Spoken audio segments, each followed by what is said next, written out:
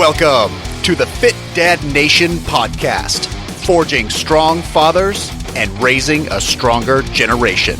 It's time to get up, man up, or shut up with your host, Steve Roy. Hey guys, this is Steve Roy, the host of the Fit Dad Nation podcast. Welcome to the show and thank you for listening. But before I introduce today's guest, and I'm pumped to be talking with him today, I just want to take a moment to invite all of you dads who are listening right now and who are ready to start taking action on becoming better fathers and better men to join our brotherhood. And the best way to do that is to head over to Facebook and apply to our private group, which is the Fit Dad Base Camp. That's facebook.com/groups/Fit Dad Base Camp. My guest today is someone that I have a tremendous amount of respect for in the fitness industry, and I'm honored and excited to have Tom Venuto with us today. And Tom is a fitness entrepreneur, a coach, a natural bodybuilder. He's a writer whose articles have been featured in just about every reputable fitness publication out there. He's also the author of Burn the Fat, Feed the Muscle, which is the best-selling nutrition ebook of all time. It's now in paperback as well. And he's also the author of the Body Fat Solution. So Tom, welcome, and thanks so much for being with us today. Thank you. I appreciate you having me on your show. Absolutely, absolutely. So, before we get into your story, and I have a bunch of questions for you regarding nutrition and what you're doing, but I just want to say that I've been reading your work since I first started in this industry, and I've been doing this for a long time. And Burn the Fat, Feed the Muscle, which was originally an ebook, I remember downloading it.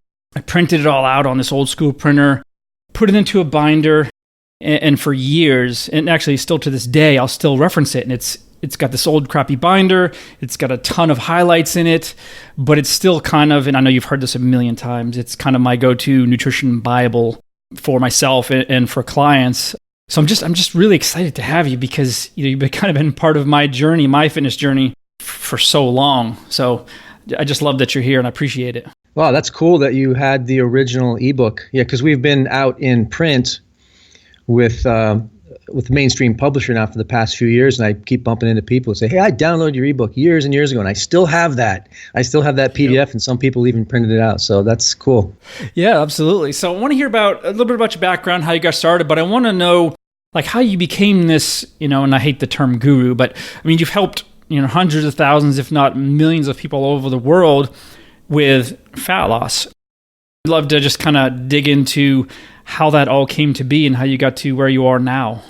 Sure. Well, today I'm a body transformation coach, natural bodybuilder, and fitness writer and author. As you mentioned, the book most people know me for is Burn the Fat, Feed the Muscle. And that book is about the bodybuilder and physique athlete system for burning fat and building muscle, and how regular people can use that system to reach their own goals. And I'm also the author of the Body Fat Solution, which is also about burning fat and getting in shape, but the focus is more on the emotional and psychological reasons people struggle with fat loss. But I was not always a fitness pro, and I was never naturally lean or muscular. I was a really flabby teenager. I had a spare tire around my waist. I had man boobs. I was never obese, so I can't say I know what it feels like to weigh 300 pounds, but I know what it feels like to hate your body and feel humiliated to take your shirt off. So basically, it all started when I saw a movie, Conan the Barbarian, with Arnold Schwarzenegger, and that inspired me to start lifting weights like he did for a lot of other people. And it worked. I got stronger, I gained muscle, but I still didn't understand the nutrition. So I had more muscle, but it was all covered up with a layer of fat. And there's a term for that. They call it bulked up. Mm-hmm. And I'd been lifting all through high school, but I'd never seen my abs. And just when I thought it couldn't get any worse, I went to college. I fell in with the wrong crowd, started drinking, and almost on a daily basis eating pizza, burgers, cheese, fries. And you know how most people gain the freshman 15 first year in college. I gained about 20 pounds of beer gut right on my belly. And I was at the university there in Pennsylvania to get a degree in exercise science.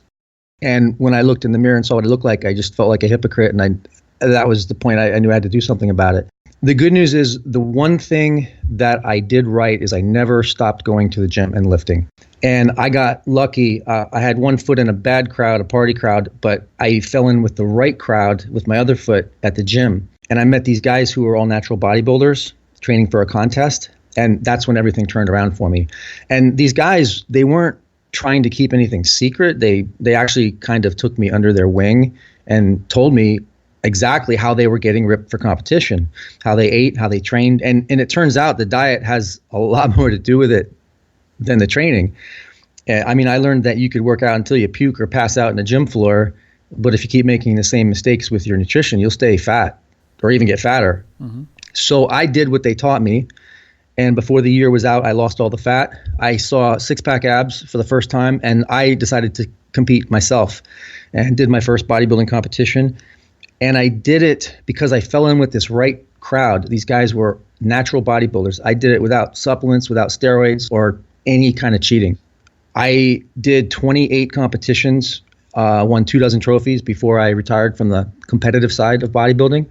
Did graduate with my degree in exercise science, got certifications from American College of Sports Medicine and the National Strength and Conditioning Association, went into a personal training career. And since then, I've put everything I learned from 30 years in fitness into my books and into my websites. And I've been coaching people and helping now over 500,000 people in 154 countries to reach their goals naturally, because that's how I've always believed bodybuilding and fitness should be: healthy and drug-free. Absolutely. I know that's one of your claims, is you've always been drug-free, and that's, I won't say it's a rarity because I don't know enough about that sport, but no, I can certainly admire the fact that you've never messed with that stuff. So, yeah. You know, one thing that really strikes me is, you know, I think you probably could have retired a long time ago. I mean, you knocked the ball out of the park with Burn the Fat, Feed the Muscle, and I have no doubt money was just rolling in like crazy. And, you know, a lot of people may take a step back and just, you know, ride on the coattails and let the success, you know, and then go live a you know, more lavish lifestyle. But instead, you've doubled down and you're super active online. I mean, writing articles, somewhat social media, but your books, I mean, you just, you know, the Body Fat Solution isn't too old here. And so, you know, that's very admirable that you are still taking such an interest. And I guess you're almost 50 years old now, and, you know, I'm sure you have a lot of things going on in your personal life, but you're so dedicated to your business, but more importantly, to helping people. Yeah, I do turn 50 in a couple months. So been lifting about 35 years and over almost 30 years in the business now. And there is some truth to what you said. I never wanted to retire. And I don't want to retire, but I think I did pull back, and I guess you could say half retire. And I think it was a mistake because in my case, I think it was more like relaxing and complacency. And it was a mistake because it really didn't match my values very well, because I believe that you have to keep growing. I think that's part of, I mean, not to get philosophical, but I mean, I think that's part of the meaning of life is personal growth and personal development. And another part is contribution and serving other people. So I did, after a short while, I guess you could say, like half retire, and I wasn't on the fitness scene as much as I was before. Whereas in years ago, you'd Google and always see my sites coming up, and I was a little more low profile. And I honestly didn't feel good about it. I didn't feel like I was living my values, and I really wanted to jump back in full time and keep helping people. And in the past few years, the way I've been able to do that is through those books, but more importantly is building a community. We have an online community. It's called Burn the Fat Inner Circle, and the site is burnthefatinnercircle.com. We also have a Facebook community, but we have thousands of people coming together and all helping each other. I'm giving them support in the form of not just motivation and moral support, but training programs and nutrition advice. But it's more than that, because it's all these people getting together. And that work that I'm doing now of community building that's been really the driving force for me now, and what I plan to keep doing for the rest of my career and never stopping. Sure. You know, so since you're the expert in nutrition, and there's no doubting that you are, you know, I want to dig into some specific issues. I have some specific questions because, you know, most of my audience, and I know you're at a much higher level, right? Your experience and your knowledge, and you have a lot of kind of top tier knowledge and strategies. But, you know, the most of the people listening to this show are regular, you know, average dads who are 35 to 45 that they're not really athletes, but, you know, maybe they would like to reclaim what they once had. They want to look better, move better, have more energy, more confidence, be more attractive to their wife. So what I want to talk about today when it comes to nutrition is, you know, things that are, you know, simple and easily relatable. That said, you know, I want to jump right in because I do have a bunch of stuff I want to ask you because I really can't think of anybody better for these questions. So the big thing here, and this is an enormous topic, but I want to get your thoughts because there's a lot of confusion when it comes. People think that they need to lose weight, and they don't understand, no matter how many times you seem to tell them, that it's not about losing weight, it's about losing fat. So, I want to get your thoughts on that because, it's something that I teach constantly. People say, I want to lose 20 pounds. No, you don't want to lose 20 pounds. So I kind of want to get your thoughts on that because that's really your whole business is built on fat loss. It's not about losing weight. It's about losing body fat. Exactly. And the word for that is body composition, not how much you weigh, but what your weight consists of, fat or muscle. And as a lot of people will see huge weight losses at the beginning of a diet, especially when they go on low carb diets. And that's, that cycle of low carb popularity is back. It was big in the 80s, and then it came back in the 90s and the early 2000s, and now it's back. And people are looking for this giant weight loss. And a lot of programs are making claims about how much they'll lose, like, lose 10 to 20 pounds in the first 2 weeks or something like that. And it can happen, but it's not all fat. You lose a lot of water weight in the beginning, and if you do it wrong, you can lose lean body mass and muscle. So focusing only on weight alone is the wrong focus. We want to focus on body composition. And it's helpful for a lot of people if they can get an accurate body fat test. You have to be a little bit careful because it's not a perfect science, but you can go to a trainer and have them do a caliper test. There are body fat scales like the impedance analysis scales, which the research on those shows that they may not be 100% accurate, but it's helpful to do these body fat tests, even if it's only to intellectually get that idea drilled into your head that it's fat loss you want and not necessarily weight loss.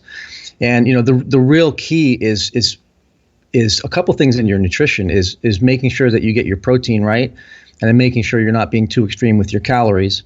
And then on the training side, if you do your weight training, pretty much you've got yourself covered there so that you're going to lose fat and you're not going to lose muscle. Those are the two keys, and it's really, really simple. Okay. And so when you mention body fat testing, in my experience, body fat calipers are probably the most realistic one. The DEXA scans or the bod pods are expensive, underwater weighing, it's not really going to happen for most people. But, go to a trainer, like you said, and I don't know if you agree with this, but I think it's not so much the number that's important, it's the consistency. You have the same trainer take it at the same time of day. If you hadn't eaten, then you go and repeat that cycle. So you can see the trend, because I think, even a good trainer can make a poor reading once and your body fat is not even close to being what it is. And so, that's what I always teach is consistency. It's not really the tool, but because I think there's such a wide range of accuracy with these, especially with like handheld Omrons and things like that, which could be plus minus 5, 6, 7%, which is, way off. That's exactly right. And it's important to know, because just like people will sometimes let the scale reading mess with their head and they'll get really upset just based on a scale when it might have been just a wild fluctuation or water weight. Some people will get hip to body composition testing and they'll figure, okay, now I know what I'm doing better because I'm doing body fat testing, but then they'll see a body fat result and they'll let that go to their head. So it's just the scale and the body fat test is just one tool to help you chart your progress. You shouldn't, put all of your judgment of how you're doing based on that. You should also get really good at just looking in the mirror, taking progress pictures, and if you have a really good, honest coach if you have another set of eyes, that's helpful too. And you also hit on a really good point when you said look at the trend, because there's going to be, if you look at a chart, think of it like the stock market. I mean, it's going to go up and down. There's going to be spikes, but if you draw a line that shows the trend, you can see that it's going in the direction you want. And it's the same thing for you. You should look at your trend over time and not get too worried about a single reading. Sure. Yeah. Understandable. So other than what you just said about, the training and then not going crazy with your calorie cuts, I mean, what are some things, because this is an enormous question, right? Everyone has this question. It's, how do I consistently lose fat, right? And obviously there's a bunch of moving parts to this, but what would you tell someone, a couple of things to get started doing it the right way? Because there's so much confusion, and I know you hate it as much as I do, all these people trying to make a buck on quick weight loss, programs, and no carb diets, and everyone's trying to make a dollar.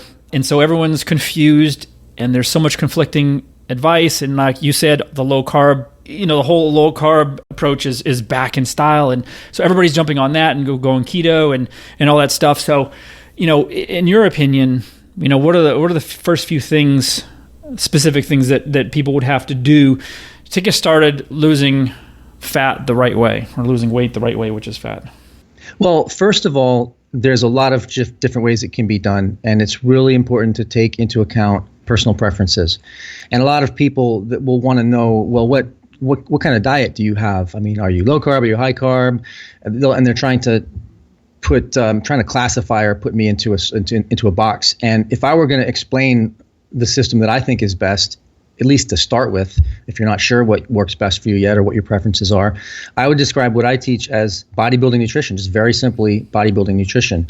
And this is what I was taught decades ago and what I've never diverted from. It's customized, but I've never veered off and gone on any of these strange diet fads or anything. And bodybuilding nutrition, I think the best way to do it is to do your setup by the numbers. And that means go ahead and figure out your calories, calculate how many calories you burn in a day, and then figure out how many calories you need to eat in a deficit and set that number, and then figure out your macros, your protein, carbs, and fat, the grams.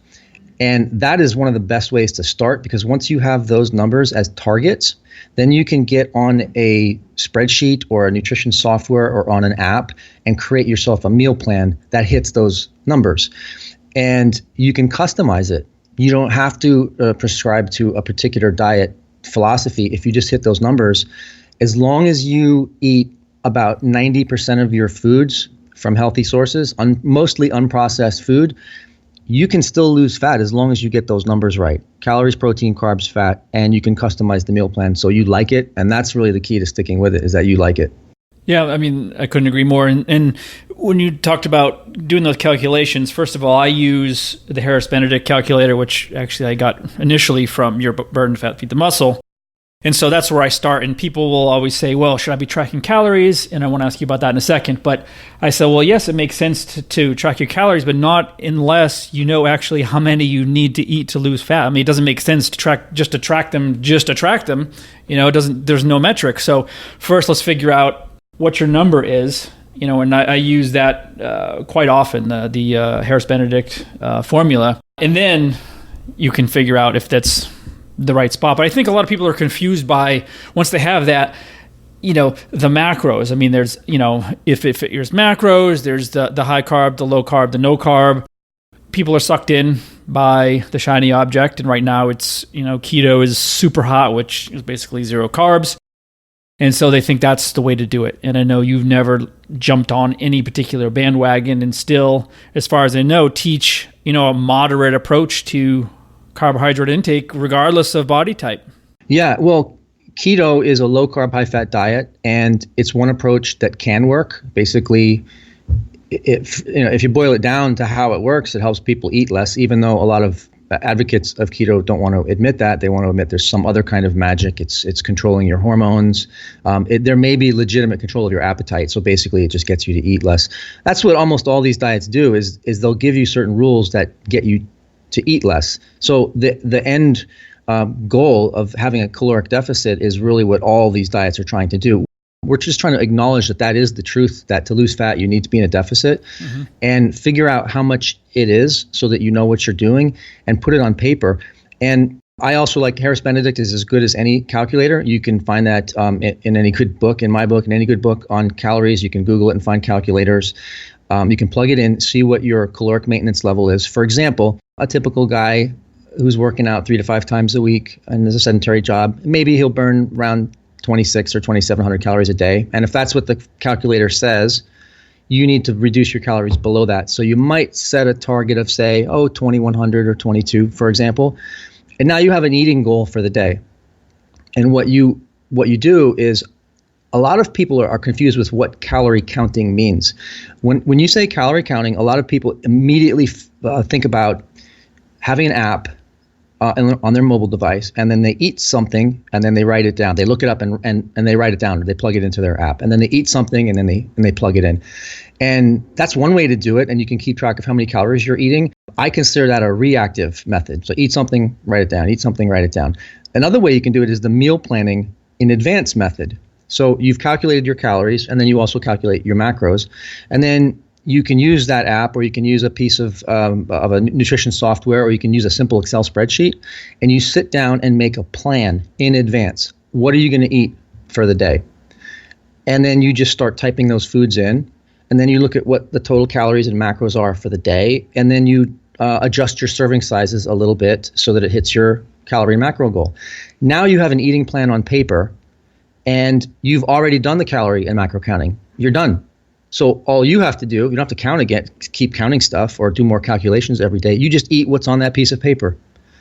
And it's the simplest concept, meal planning, and then eating what's on your meal plan. And to make sure you're eating the right amount, in the beginning, it's really helpful to weigh and measure your food.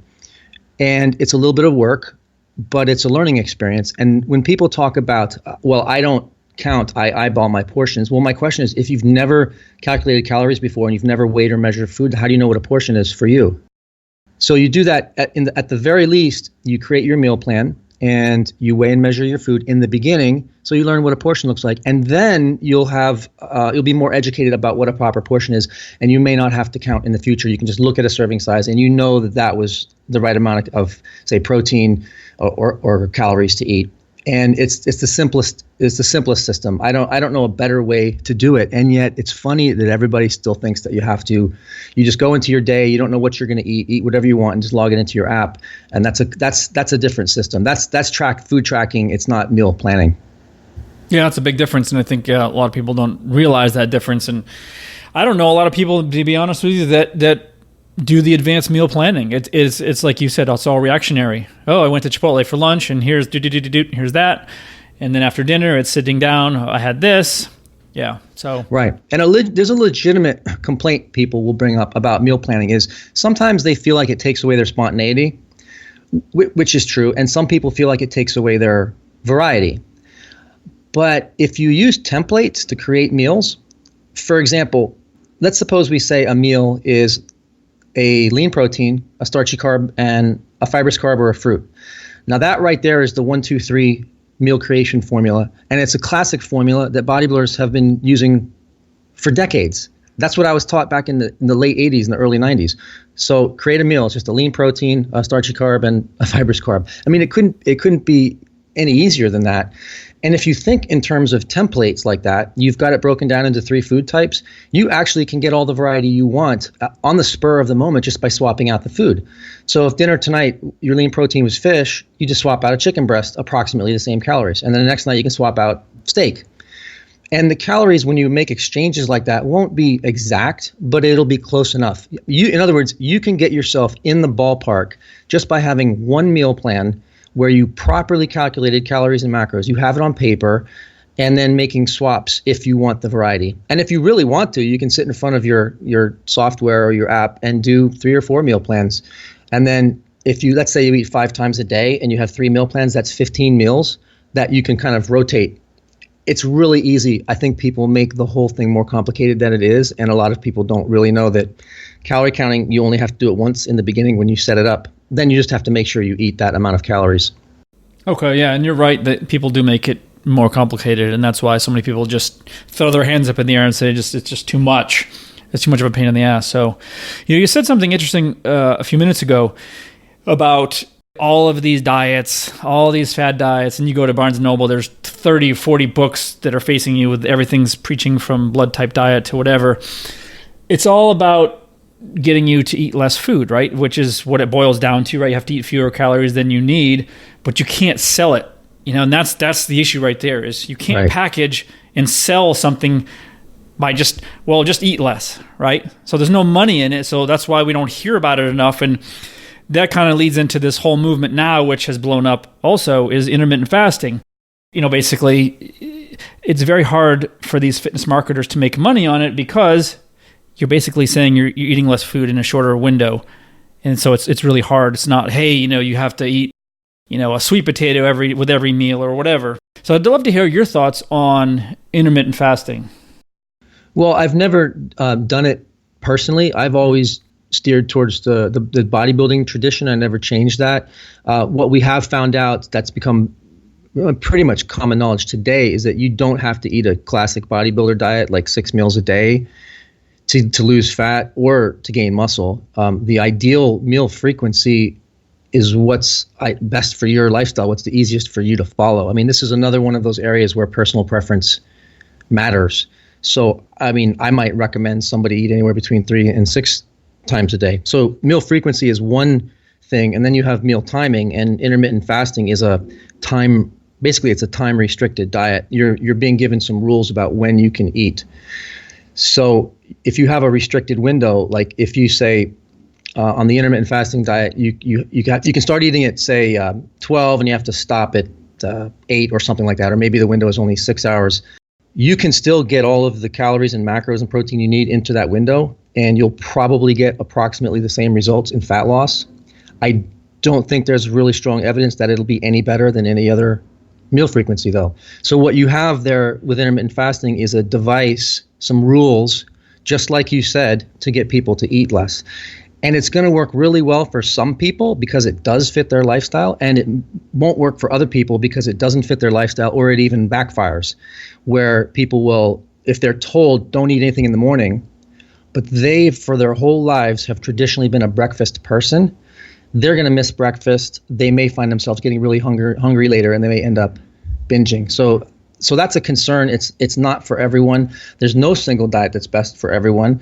I'm really comfortable recommending bodybuilding nutrition, 4 or 5 smaller meals to just about anyone as a starting point. But if it's more convenient for people to control their calories with intermittent fasting, it's an option. The only thing that would concern me is we have 2 different body composition goals. There's fat loss and then there's muscle gain. So the way the research has been going with muscle gain diets is they're finding out that the bodybuilders were right all along about more frequent protein intakes. And the most recent research is saying at least 4 intakes of protein, maybe 5 a day, is probably optimal on the muscle building side of things. So fat loss and muscle building goals may be 2 different things to consider when you're trying to decide, how to set up your meal schedule. Okay. And you said it a second ago, there's no single best diet, and that's something that I constantly coach is it doesn't matter what the diet looks like. If it doesn't fit into your lifestyle and you hate it, it's not going to work no matter how great it looks on paper, right? It has to be able to be something that you're going to stick with and can fit into whatever. So if you're on the road all the time, it's not going to be conducive for you to eat 6 meals a day if that's what the diet calls for, right? So you're not going to stick with it. So whatever it is, for some people, intermittent fasting because you're eating in a short amount of time, maybe it works. But, there's something that I wanted to bring up, and this is, I'm sure you've written a lot about this, and I had a conversation with somebody, he was on my show last month, Brad Pilon, who's Eat Stop Eat, the intermittent fasting guy. And he said, we got to talking, he's a cool guy, and he said, years ago, I kind of went at Tom for his starvation response, his whole approach to that, which he, Brad, being from his background, doesn't believe that it exists. And so you're on the other side of that, or were. And he said, I probably, shouldn't have, been so outwardly, attacking him. And I guess it went back and forth a little bit online. This was probably maybe even 10 years ago or close to it. But I wanted to get your thought because I still hear it a lot, but if you look now on like Instagram, and these quote unquote, these fitness pros, these experts, everyone says it's fictitious, right? So now that's the popular thing is it's no such thing. It's BS. Starvation response is basically when you're starving to death. So, I want to get your thoughts because you talked about that a ton in Burn the Fat, Feed the Muscle. And I know it's been years since you wrote that, but I'd love to hear your thoughts on where you sit with that now. Well, as for the existence of metabolic adaptation, it absolutely exists. There's been research pouring out on this, and if you do a search, not on the phrase starvation mode, which is more of a layperson term, but you do a search on adaptive thermogenesis, you might be surprised what you come up with. As a matter of fact, because the Biggest Loser show is such a mainstream topic, when the study on the Biggest Loser participants came out, when they actually measured how their metabolic rate was suppressed and remained suppressed for a long time after they finished the show, that was just another piece of evidence saying that, well, yeah, your metabolism does decrease as a result of caloric restriction. But you have to separate that from discussion of meal frequency. Meal frequency and metabolic adaptation are two different conversations.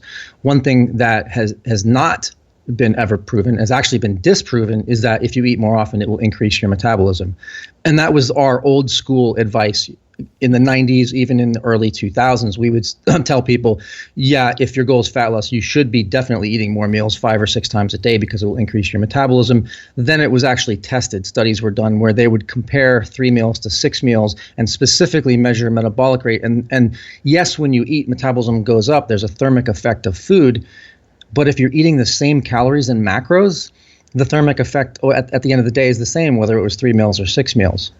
So the meal frequency increases your metabolism thing, that was and is a myth.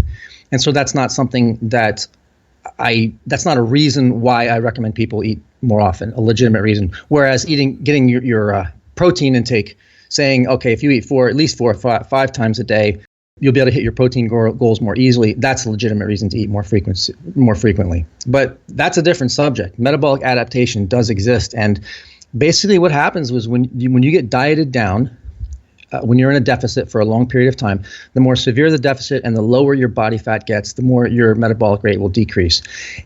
The myth of starvation mode is the idea that if you go on an extremely low-calorie diet, that your metabolism will slow down so much that you stop losing fat.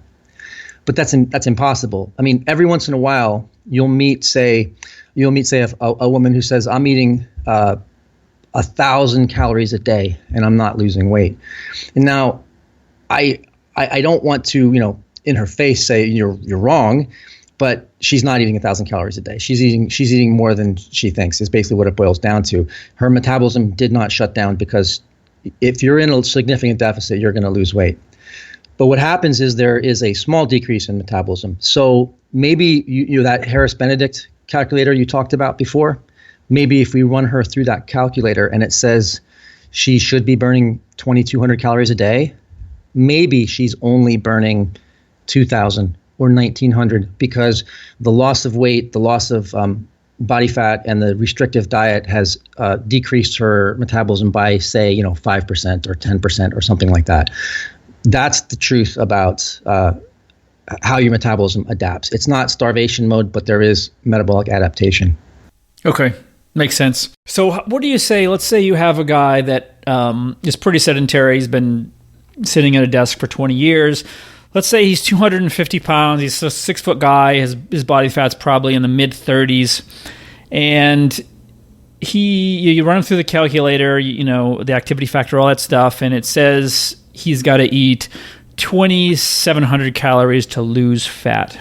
Now, he says he's tracking calories and he's only eating 2,000, but he's not losing any weight. I mean, I'm sure you've seen this type of thing. Is it just boiled down to he's not eating 2,000 calories, he's eating more? Or is there something else going on that has got him stuck where he's at? It's a combination of factors. First of all, if somebody starts really heavy and they lose a lot of weight, they were a bigger guy and now they're a smaller guy. And bigger people burn more calories than smaller people. So there's 2 types of decrease in metabolism. One is just a function of your weight. And if you want to, you can go into that calorie calculator and plug in the calorie burn of a guy who's 300 and predict how much less he'll be burning if you plug him in at 250. The smaller guy burns less. So there's that. And people forget. They forget that when they become a smaller person, they can't eat as much as they did when they were a bigger person. So that's part of it. As weight loss progresses, especially big weight losses, you don't need as much food. Then as weight loss progresses, there is that small decrease in metabolism. But you know what? Usually it's not something people should panic about. When someone says metabolic damage, if we want to be less hypey about it, we might just want to use a scientific term, metabolic adaptation. and it decreases just a little bit. But really, the truth is, most people, it's a compliance problem. They're eating more than they think they are. There was one study published in a classic study in the New England Journal of Medicine where there was a group of women who they called themselves diet resistant. So some of them even thought that they had thyroid problems, and they claimed that they were only eating 1,200 calories a day and they weren't losing weight. When they actually got them into a situation, a controlled study where they measured what they were eating, they were off by 51%. Not a small error. It was a huge error.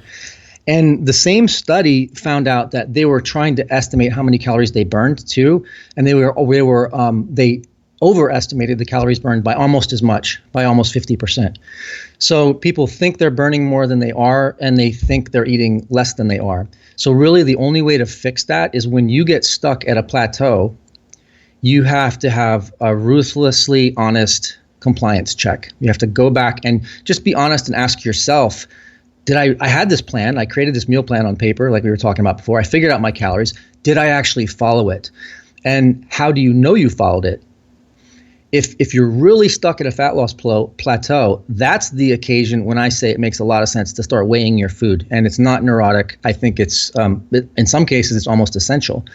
So if you're weighing and measuring your food and you're really, really, really still stuck and you can't figure it out, if you've been dieting for a long, long time, then some funky things can go on, with your maybe going on with your body, and it might be a time just to take a diet break. And that's a really popular approach right now, is instead of staying in a deficit for months and months and months, to bring your calories back up to maintenance, let that kind of reset your metabolism and then go back to it. So that would be your last option. Okay, that's actually leading right into my question I had for you, which is refeeding. Because, it's when people want to lose weight, especially a lot, when you tell them that they have to stop eating in a deficit, they freak out, right? I'm like, what do you mean? I'm just going to get fat again. And it's like a mental block. Like, what do you mean I have to eat more? What do you mean I have to eat 2,500 calories? I'm used to eating 1,800, right? Can you explain how that works, the refeeding process? Because you just can't stay in a deficit forever. It just doesn't work. Exactly. Yeah. Well, there's a few concepts that sometimes get mixed up, and it's helpful to make a distinction between them. I mean, there's the cheat meal, which is just one meal, and that's probably mainly going to just give you a psychological benefit.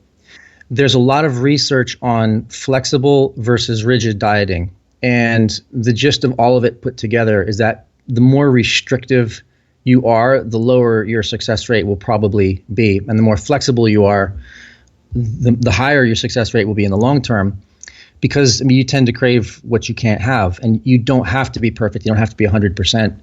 You don't have to cut out any particular foods, and that forbidden foods mentality really does people in. So that's the one thing is cheat meals or free meals, but that's only one meal, and you're not really going to get much metabolism boost from that. It's just kind of psychological. It's just kind of like a psychological release valve. So the next level up from cheat meal is a refeed, which might be a day. It might be 2 days. It might be more than one day. For a lot of people, it's one day up at maintenance calories, and usually it's an increase in carbs. So we're making an assumption that the carbs, if they weren't low, they were kind of moderate. I mean, you have to cut your calories somewhere, and you don't want to cut out your protein. The protein, if anything, your protein requirement goes up when you're cutting in a deficit. So people will usually bring their starchy carbs down to get the deficit they want. And on a refeed day, they do the opposite. They eat all the way up to maintenance, and they eat all carbs. So they'll bump up their oats, and they'll bump up their potatoes and rice servings, and maybe they'll get a little nuts and throw in some pasta, whatever kind of complex carbs, and eat all the way up to maintenance. And what we found is that does re-stimulate the metabolism somewhat. It also has the psychological benefit. You get a break. You get a break from deficit. You get to feel full. So there's the mental side of it, but there is a physiological benefit. And some of those hormones that get downregulated, thyroid and leptin, and some of the appetite hormones that maybe were elevated because you were in deficit, they kind of simmer down. So it's kind of like a hormonal reset. And that's the purpose of taking a high calorie day up at maintenance with high carbs. And because people usually do that by eating more carbs, it became known by another name. A lot of people just call it a refeed now, but it used to be called more commonly carb cycling, where every few days they would take a high carb day. And it's carb cycling and refeeding is basically the same thing. The term carb cycling just implies that the increase comes from carbs.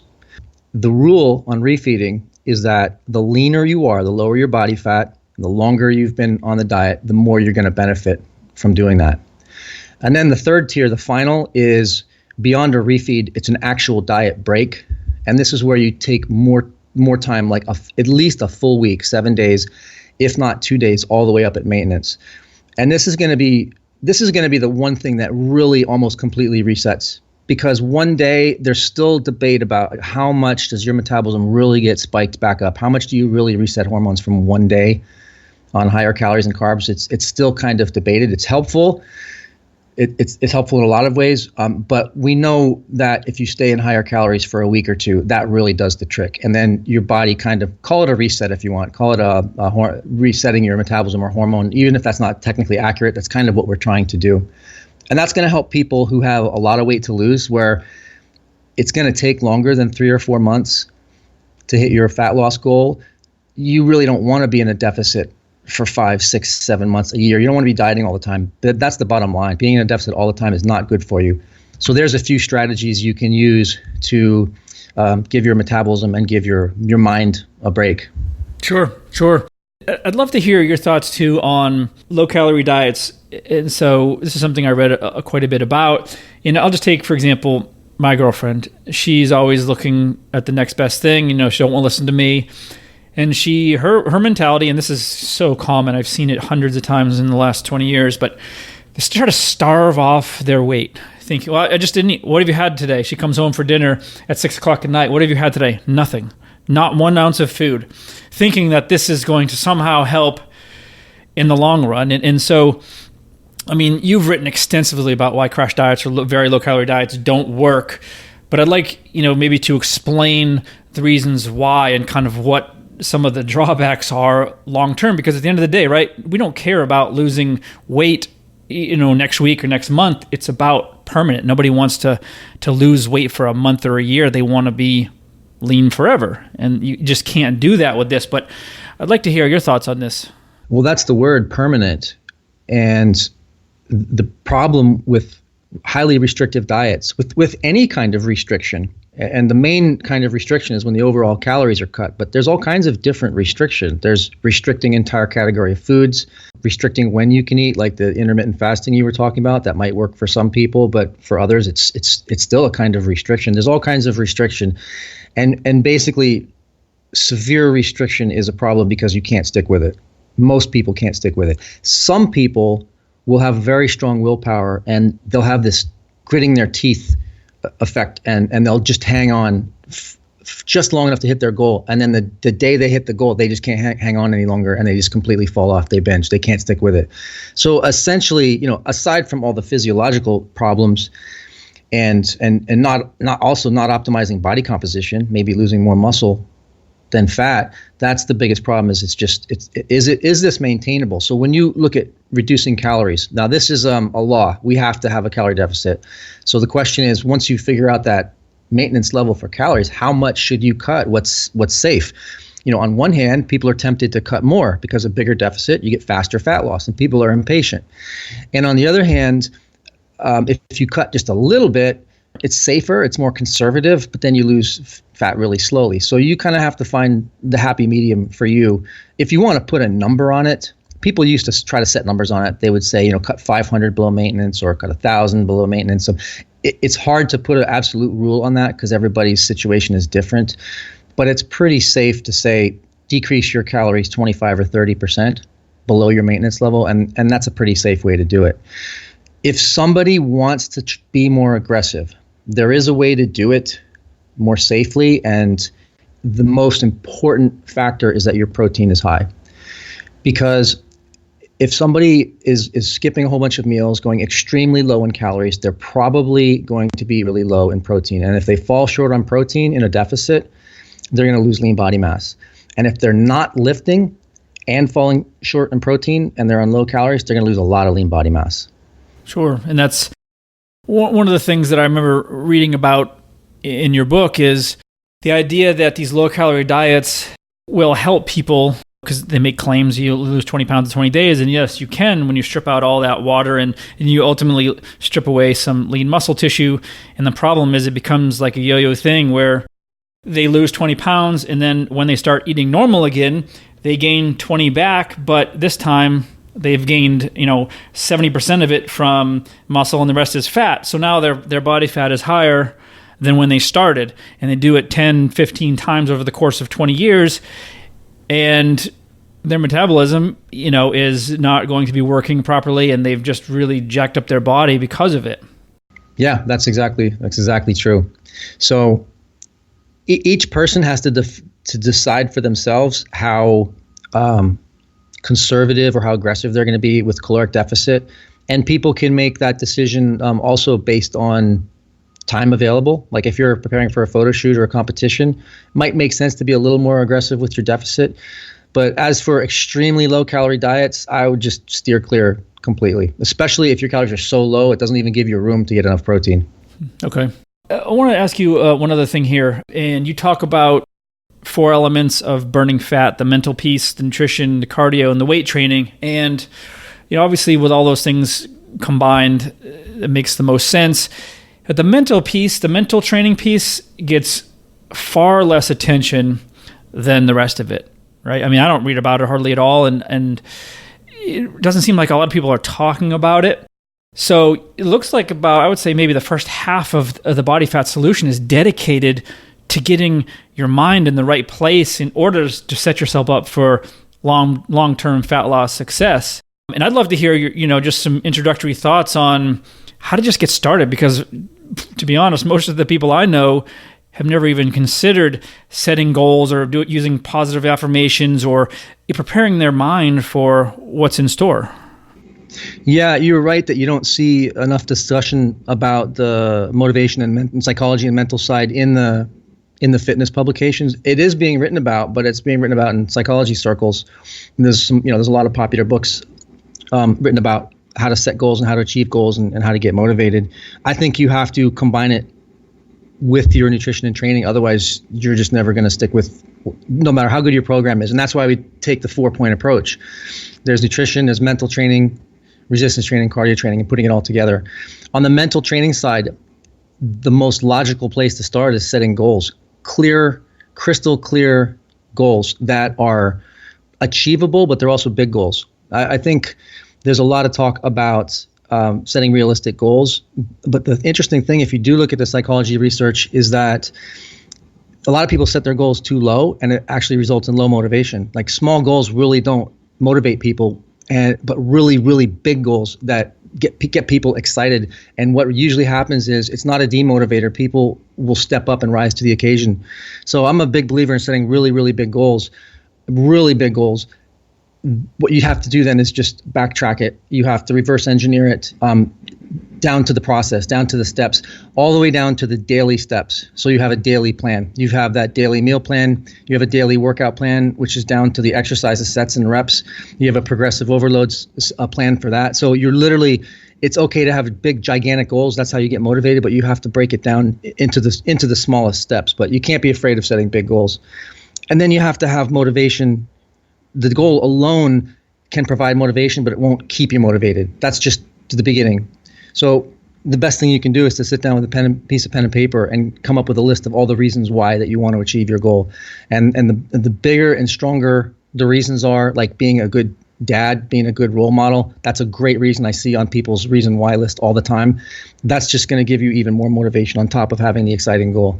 So that's a really, really good starting point. And if there's anything else you want to keep in mind, is to make sure at least some of your motivation is intrinsic. Because external motivation absolutely will get you going. I know this from experience because I've sponsored body transformation contests for almost the last 10 years. And we'll send people to Maui or Jamaica. And man, I have never seen people rally so much for a chance to win a trip to Jamaica or Maui. But no matter how great their transformation was, no matter how much knowledge they have, no matter how well and properly they did it, the day they reach their goal, there's still a really, really high chance that they're going to fall off and regain weight unless they're internally driven. Like if the external motivation is the only thing driving you, you're going to be in trouble. And that's why the statistics for relapse regaining body fat are so depressing. Yeah, for sure. I mean, I think that's spot on. I always try to tell people, find their why, why they really want it. And don't just tell me you want to lose 20 pounds or you want to look good at the pool. Why do you want to look good at the pool? Do you have any suggestions for people on how to find that, right? Because how many busy dads that are 45 years old, that have 3 kids and a busy commute and everything else, are going to want to sit down in some quiet corner on some mountaintop and think about their why? Very few are going to sit down and really think about, okay, these are the real reasons why this is so important to me, like, because people are too busy. They don't want to take the time. Well, the important thing then is just to get started, come up with one reason, because you can come up with it instantly. You can come up with it in a minute. You don't have to, go meditate in a cave in a mountain. You can get up in the morning 15 minutes earlier. You're going to write down your goals and just say, what is my reason why? Come up with one reason, and one really good reason. And then tell yourself, that's where I'm going to start, but I'm going to build my list, because the bigger my list of reasons, the bigger my motivation. The bigger not just the bigger the one why is, but the longer the list of reasons. And I've seen people who if they give it some time, if they give it a few days, if they give it a few weeks, they just keep adding and adding and adding to their list. And they'll post their list in our forum. We have an entire thread of people's reasons why, and it's amazing. It's absolutely amazing to read through it. Anybody who has a chance to look at lists of other people's reasons why can start to stimulate some ideas of their own. I mean, you'll see common themes all the time. You'll see common themes. Being a good dad, being a good role model, health should be at the top of everybody's lists. I hesitate to ever dictate what people's values should be, but I think that health has to be number one on your list. You have to take care of yourself first. So, if somebody has absolutely no idea, just stick health on that list. And, even if it doesn't seem like it's your top value in life, meditate on why that should be and build that as one of your values. And that's a place to start. And then just grow your list from there. Got it. It's funny you just said something. You said you got to take care of yourself first, which is one thing that I typically say at the end of my shows, and I've gotten some criticism about, is I always say, you have to take care of yourself first, or you can't take care of your family the best way possible. And some people will come out and say, well, that's selfish. I have 3 kids and they're the most important thing. And I say, I'm not trying to tell you to neglect your family or your kids, but if you can't take care of yourself, how can you take care of them, right? Your health has to be, that controls everything else, right? It's a trickle-down effect. When you have good health, it leads to more confidence and better energy. And it just is a huge snowball effect, and it affects every single part of your life. And that's what I really try to ingrain in these guys' minds, is take care of yourself. Make yourself number one. Absolutely. I agree with you 100%. So a couple places to find you. You talked about this before. So people that are looking for more information about you, burnthefatblog.com and also burnthefatinnercircle.com. And I will say, Burn the Fat, Feed the Muscle, phenomenal book. I think you said that one's really geared more towards the people that are, more athletes and looking to train at a kind of a higher level, whereas the Body Fat Solution is for the regular people that, are used to busy lives and a lot of stress and dealing with family and commitments. And, I'm reading from something that you had written here with social pressures. And so, I guess more of an entryway into what you do, right? And I would say, would you suggest starting out with the Body Fat Solution for the average person? I would suggest either book. Burn the Fat, Feed the Muscle, especially the new edition. As I mentioned before, if people say, well, what is it? What kind of diet is it? Low carb, high carb? It's bodybuilding style nutrition for anybody who wants to burn fat and build muscle that the average person can apply. So it's not just for bodybuilders, and it covers all the bases. The Body Fat Solution goes much more in depth into the mental and emotional side, especially if somebody struggles from emotional eating. The Body Fat Solution would be a great book to read. Yeah, I was actually just reading that before our call, that section on it, and it just dinged. Just reading that stuff just reminded me of so many conversations I've had over the years of, triggered eating, emotional eating, bored eating. It's huge. It's so important. So last question, Tom. For let's call an average dad that's just looking to drop, let's say 20, 30 pounds, where it's sitting on around their midsection, their gut, the back fat, the man boobs. What would you say, the first 3 things that they need to do just to get started down the path to being fitter and healthier? Well, with a lot of dads, the word busy just comes right along with it. Busy dad. And a lot of people are busy, but I know our parents especially so. So the biggest thing to understand is that you do have time if you know how to do time efficient training. And there are really effective methods of time efficient training that you can learn. One of my favorites with lifting is superset training. For a lot of people, they do different types of circuit training, metabolic weight training. I like superset training because it's really time efficient and you don't compromise the muscle side. So in other words, you're not trying to turn weight training into cardio. And then, of course, high intensity interval training is extremely popular, and the research on it has continued to come out. And it's basically saying that there's a difference between sprint interval training and high intensity interval training. A lot of people are put off of intense cardio because they think it involves sprints and they think it's just too much.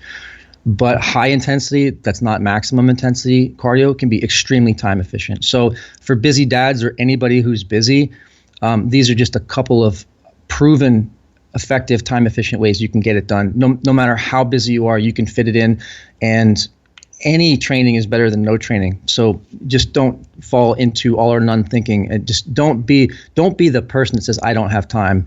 It's you can make time, and you can be very, very efficient.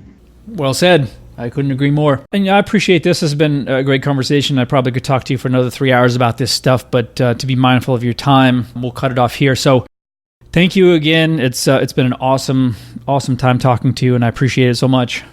Thank you. All right. Thanks, Tom. Thanks for joining us. And remember, if you want more information, check out the Fit Dad Basecamp group on Facebook. And don't forget to stop by fitdadnation.com. Until next time, keep kicking ass and taking the next step. You can do this, Dad.